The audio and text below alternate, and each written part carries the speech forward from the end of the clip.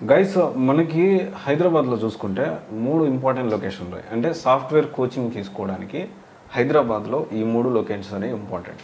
Correct మీ five wrong, ఇంకేమన్నా locations ఉంటే నాకు చెప్పండి. మెయిన్గా మాట్లాడుకుంటే ఒకటి వచ్చేసి అమీర్పేట్, 2 మాదాపూర్, 3 వచ్చేసి కేపీహెచ్పి. సో దిల్సుఖ్ నగర్లో కూడా కొన్ని ఇన్స్టిట్యూట్స్ ఉన్నాయి, కానీ మెజారిటీ సాఫ్ట్వేర్ కోచింగ్ కావాలి అంటే ఈ 3 లొకేషన్స్లోకి వెళ్తాం. ఫస్ట్ ఆప్షన్ కింద ఈ యాక్చువల్లీ మాదాపూర్ డిఫరెంట్ పీపుల్ వెళ్తారు, కొంచెం ఖర్చు పెట్టుకోగలిగిన వాళ్ళు, కొంచెం ఖర్చు తక్కువ ఉన్న వాళ్ళు అమీర్పేట వెళ్తారు, ఇంకొందరేమో కేపీహెచ్పి వెళ్తూ ఉంటారు. ఇక్కడ ఈ 3 లొకేషన్స్లో ఉంటాయి. నేను ఆల్రెడీ మల్టిపుల్ వాటి మీద రివ్యూస్, అనాలిసిస్ ఎలా ఉంటుంది ఏంటి అన్నీ చాలా వీడియోస్ చేస్తూ వచ్చాను. సో ఇప్పుడు కేపీహెచ్పి లొకేషన్లో ఎన్ని సాఫ్ట్వేర్ ఇన్స్టిట్యూట్స్ ఉన్నాయంటే తక్కువేం లేవు, చాలా ఉన్నాయి. అయితే ఇక్కడ ఒక పాయింట్ నేను చూశాను, అది మీకు చెప్పాలనుకుంటున్నా. ఏ ఇన్స్టిట్యూట్ చూసుకున్నా కానీ నాట్ ఓన్లీ కేపీహెచ్పి, అమీర్పేట్ కానీ లేకపోతే మాదాపూర్ కానీ అందరు రివ్యూస్ కూడాను కొన్ని ఇన్స్టిట్యూట్స్కి అయితే ఎస్పెషల్లీ కేపీహెచ్పిలో గూగుల్ రివ్యూస్ వచ్చేసి 5 స్టార్, 4.9, 4.8, 4.7 ఉన్నాయి.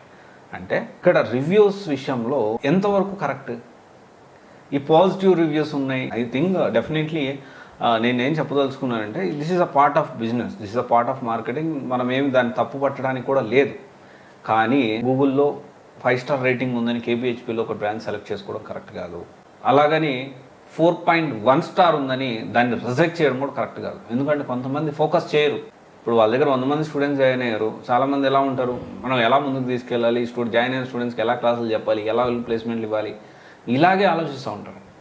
సో కేపీహెచ్పిలో ఎవరన్నా జాయిన్ అవుతుంటే మీరు ఏ ఇన్స్టిట్యూట్ గురించి రివ్యూ ఎక్స్పెక్ట్ చేస్తున్నారు? ఎందుకంటే మనం మొదలు పెడితే దాదాపు కొన్ని వందల ఇన్స్టిట్యూట్స్ ఉన్నాయి, ఈవెన్ కేపీహెచ్పిలో కూడా. సో వాటిల్లో మీరు ఏ ఇన్స్టిట్యూట్లో జాయిన్ అవ్వాలనుకుంటున్నారు అండ్ ఆ ఇన్స్టిట్యూట్లో ఏ కోర్స్ జాయిన్ అవ్వాలనుకుంటున్నారో మీరు కమెంట్ రూపంలో తెలియజెప్తే దాన్ని నేను మన టీంని పంపించి దాని గురించి రివ్యూ అనాలిసిస్ చేయడానికి రీసెర్చ్ అనేది మొదలు పెడతాను. ఎందుకు అంటే స్ట్రైట్ అవే నాకు కొన్ని ఇన్స్టిట్యూట్స్ ఉన్నాయి, బట్ స్టూడెంట్స్ ఒపీనియన్ కూడా తీసుకొని ప్రయారిటీ వైజ్ ఏ ఇన్స్టిట్యూట్ని మనం ఫోకస్ చేస్తూ అనాలిసిస్ చేయాలి, రివ్యూ చేయాలి అనేది మనము సెగ్రిగేట్ చేసి నేను మొదలు పెడతాను.